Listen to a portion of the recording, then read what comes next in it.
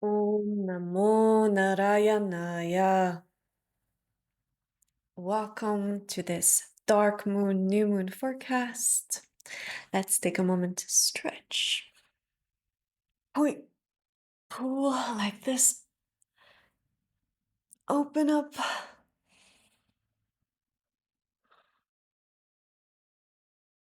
And then slowly bring them down. This really helps open up all of the heart area and just bring in some energy, openness. On December 30th, we have a dark moon. The moon will be going into its phase of darkness that is called Amavasya in the Vedic tradition. The dark moon is a special day where we worship our ancestors. It's a day where the goddess Kali is called upon, and it's a day to let go of things. Now, it's important to understand that the dark moon day is not about beginning new things. It has a sort of void energy, which in Vedic tradition we called shunya. It's the emptiness. That is when the sun and the moon once a month become conjunct, and that is this dark moon, right before the new moon. And it's a very mystical conjunction every month when the sun and the moon come together. And it calls onto this void, the greater void, the expanse of the universe. But that is not auspicious to bring that energy into the things we want to establish in the world and we want to grow. Because the void is the opposite of watching things grow and bloom. So, for that purpose, on the 30th, it's a lunar day, so you should find the day it begins and ends for your own location. But when there is this dark lunar day, make sure to not sign any new contracts. You don't buy a new car. You don't need to launch a project.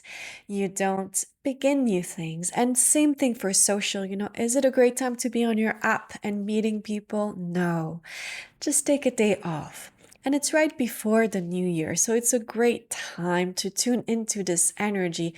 On the other side of the void energy is this idea of what needs to be let go of. And Amavasya is a great day to look around your home and see what you're ready to let go of, and look around your heart and see what you're ready to release. And for that reason, in Vedic tradition, we do holy baths in the river, but this cleansing is really powerful on this day. In the same way, when I say ancestor worship, we can offer incense in honor of our ancestors and ask for their blessings, and it's a very powerful tradition and thing to do every month to honor the lineage we come from on this Amavasya. This dark moon is going to take place in Sagittarius. Sagittarius is a fiery sign. Sagittarius is a dharmic sign. It's ruled by Jupiter, and it has a lot of this energy of what we're doing right and wrong in our lives. So again, taking stocks of our action and where we should adjust or not. The natural ninth house of the zodiac and ninth house of our chart is about things from the past, luck from the past. So again, we could see, and there's a few planets retrograde. So some things from the past has to be let go of, has to be changed, has to be released. Some old feelings over situation from the past needs to be digested and refreshed, renewed, released. Now, Venus is entering Aquarius as we speak in this moment. It's 6:34 for me on Saturday, the December 28th, and it's gonna go for a month until January 28th in the sign of Aquarius. This is significant because Venus is our planet of love, romance, beauty, sensuality, dance, the expression, eating beautiful food, the expression of enjoyment, of the refinery of life, the special things of life, yeah? And it has a lot of it's very rejuvenating in its nature. Venus is very invigorating, rejuvenating for our body and our spirits. So Venus is entering the Saturn sign, which Saturn is the opposite, yeah? It's rough, it's cold, it's old, not fun. But sometimes this combination actually in charts can show someone who has a very diplomatic nature. or someone who's into old man. Could go either way. But let's go back to this current transit. It could show that there's some distance and some difficulty in our love and romance. Now, it's just for this month because after Aquarius comes the sign of exaltation of Venus, and it's going to be in an exchange with Jupiter. So, starting at the end of January, it's going to be a huge shift for romance and the romantic energy. But until then, for this month, just be really patient. Make sure you stay hydrated. And, wherever Saturn is, there is some suffering. So if there are things that need to come up with your relationship, there is some pain that is brought to light throughout the month. Just be patient with it. Know it will shift.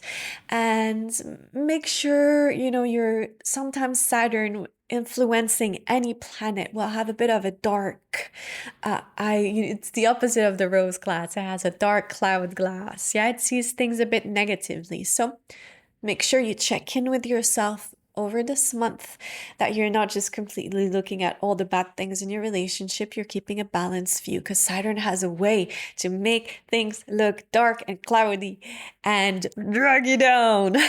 Don't let that happen in your relationship, okay? Just keep an even mind. And it's a great, if you have Kamalatmika, Diksha, if you've been given some mantras of Kamalatmika, Venus, this Venus, beautiful Venus energy, this is a great month to tune into that and kind of activate the Venus for your own just good health, because Venus has a huge impact on our health, like I said.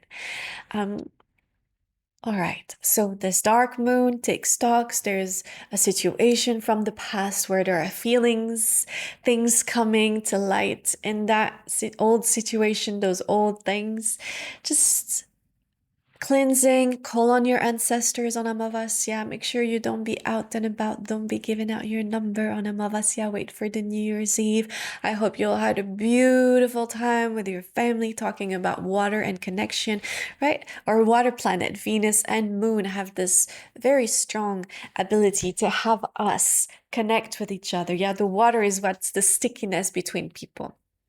Saturn is the opposite of that. Yeah, it brings coldness and distance, but Venus wants to be close to people and have fun and chatty and laughy and send you a little text message and then all the fun stuff. Where am I going with this? So I hope you had fun during the holiday, which is more of that Venus vibration of connecting with people.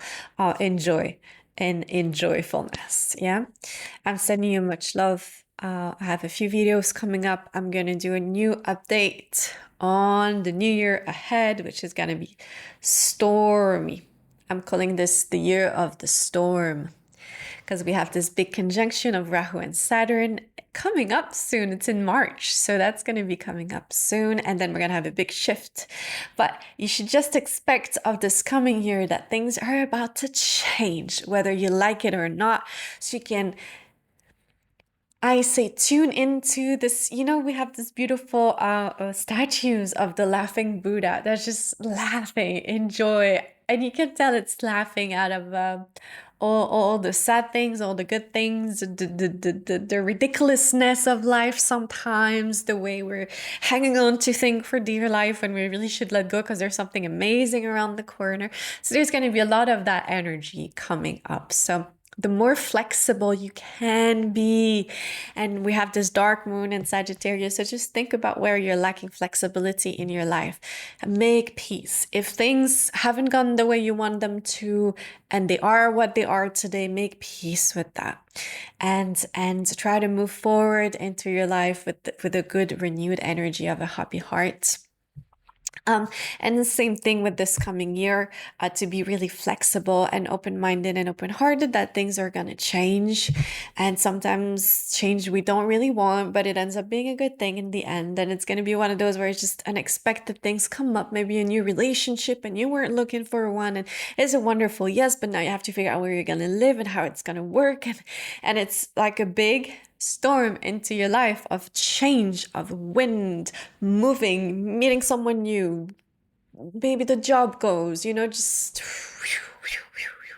storm, the year of the storm. All right. We'll talk soon. I send you much love. Om Namo Narayanaya. And if you want, one-on-one guidance on your own chart, you know where to find me. I'm on siderealrising.com. All the links are below if you want to make an appointment.